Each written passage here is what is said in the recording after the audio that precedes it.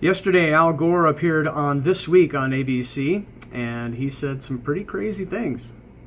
Every night on the TV news is like a nature hike through the book of Revelation. So I thought it'd be fun to see if he was right. Are we seeing weather out of Revelation? Let's turn to the book of Revelation, shall we? I'm going to use the New Living Translation. Let's start in Revelation 8, verse 7.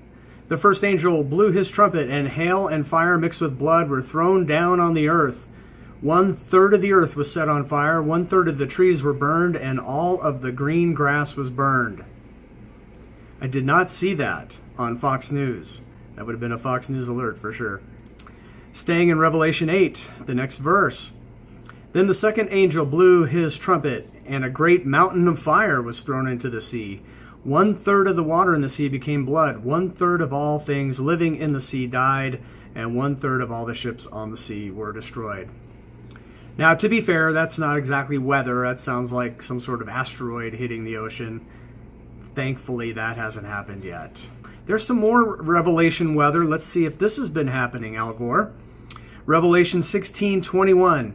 There was a terrible hailstorm, and hailstones weighing as much as 75 pounds fell from the sky onto the people below. They cursed God because of the terrible plague of the hailstorm.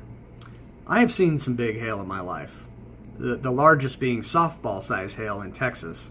I think the largest hailstone ever recorded was about the size of a football, weighing under 5 pounds. These hailstones are 75 pounds. So not quite Revelation weather out there yet, Al Gore. One more. Revelation 16 again. This is verse 8. Then the fourth angel poured out his bowl on the sun, causing it to scorch everyone with its fire.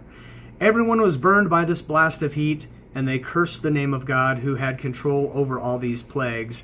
They did not repent of their sins and turn to God and give him glory. Wait a minute. This one might be kind of true.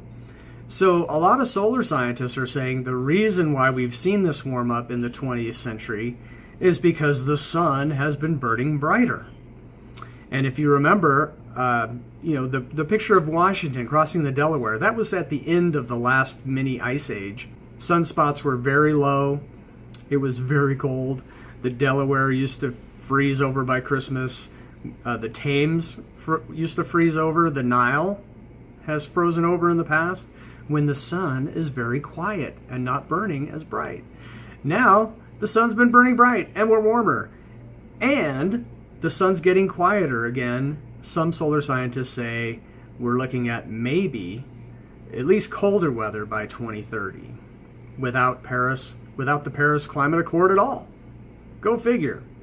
And if you notice in the verse, the fourth angel poured out his bowl on the sun, causing it to scorch everyone with its fire. The angel didn't pour out his bowl on carbon dioxide. He poured it out on the sun.